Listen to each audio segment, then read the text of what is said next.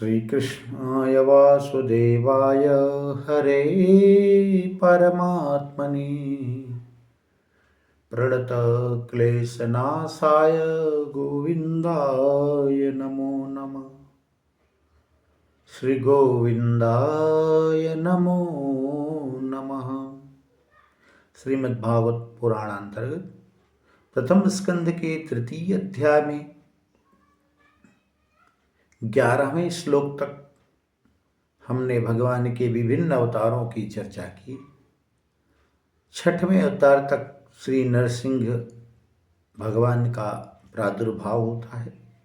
7वें में कहते हैं 12वें श्लोक में कि ततः सप्तम आकुत्याम रुचिर्यज्ञो भजायत सायामाद्यै सुरगणैरापत्वा स्वयं भुवान्तरम सुरगणैरापात्र स्वयं भुवन्तरम। कह रहे हैं कि ततः इसके बाद सातवां जो अवतार है नारायण का, वो आकुति और रुचि प्रजापति के यहाँ होता है,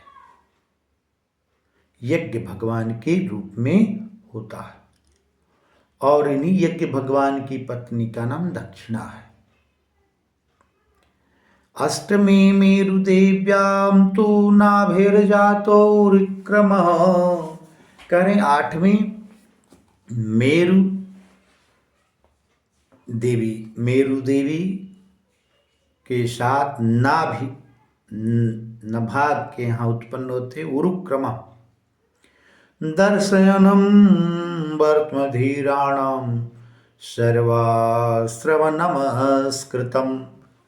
ये जो 8वां है मेरु देवी और नभ कुल में वेन के यहाँ भगवान पृथु का जन्म होता है।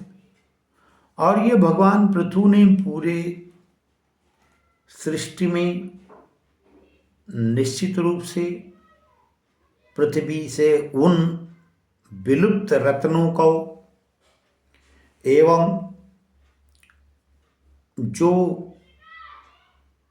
रत्न पृथ्वी ने अपने अंतर तिरोहित कर लिए थे उसको बिल्कुल रूप से विस्तारित किया। किसने? भगवान पृथु ने। और जिनकी दर्शन से धर्मात्मा लोग और समस्त वर्णाश्रम व्यवस्था को सही ढंग से स्थापित किया।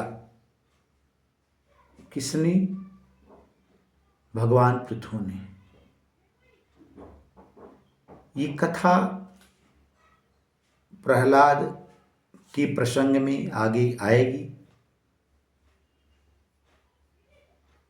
आगे हम बढ़ते हैं कि ऋषिभिर्याचितो भेजे नवमं पार्थिवं वपुः दुग्धे मांसधिं विप्रास्तेना न सोत्तमः। ऋषिभिर्याचितो भेजे नवं पार्थिवं वपुः दुग्धे मांसधिर्विप्रास्तेनायं स उत्तमः। इस प्रकार से कह रहे हैं भगवान बिल्कुल रूप से नित्य मन में धारण करने योग्य रूपम च जगृहे मास्यम। मास्य माने मत्स्यावतार के रूप में भगवान का अवतार होता है। चाक्षुषो दधि संप्लवी। जब पूरी पृथ्वी का प्रलय हो जाता है तो भगवान ने मत्स्यावतार का रूप धारण करके संसार के समस्त बीज को, चारों वेदों को, सप्तर्षि मंडल को लेकर के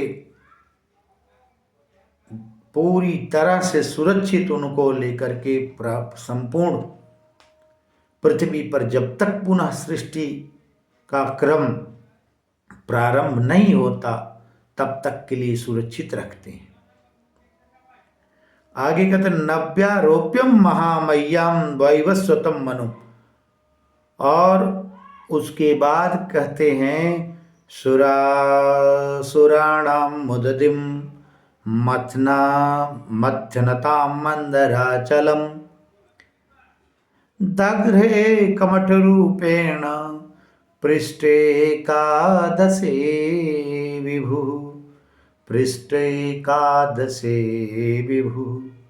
सुरासुराणाम, सुरा असुराणाम उदधि मथनताम, जब देवता और राक्षसों के द्वारा समुद्र मंथन किया जाता है उस समय मंदराचल जो मथानी के रूप में होते हैं, शेषनाग जी को रस्सी, वासुकी नाग को रस्सी बनाया जाता है।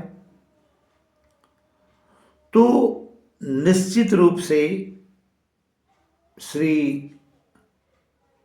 नारायण ने उस मंदराचल पर्वत का आधार नहीं मिल रहा था। समुद्र की गहराई में कहाँ उसको टिका करके मथने का काम किया जाए। तब भगवान ने कमठ रूपेण, कमठ, कमठ माने कछुआ का रूप धारण करके, कच्छपावतार धारण करके अपने पृष्ठभाग पर पृथ्वी को, मेरु पृष्ठ, मेरु पर्वत को धारण करके और समुद्र मंथन की क्रिया का संपादन कराने में बहुत बड़ा सहयोग किया। ऐसे कच्छपावतार भगवान का 11वां अवतार है। और इस प्रसंग में इतना ही। आगे 12वें अवतार से लेकर के अन्य अवतारों की चर्चा हम अग्रिम वीडियो में करेंगे। तब तक के लिए जय श्री कृष्ण, जय श्री राधे श्याम।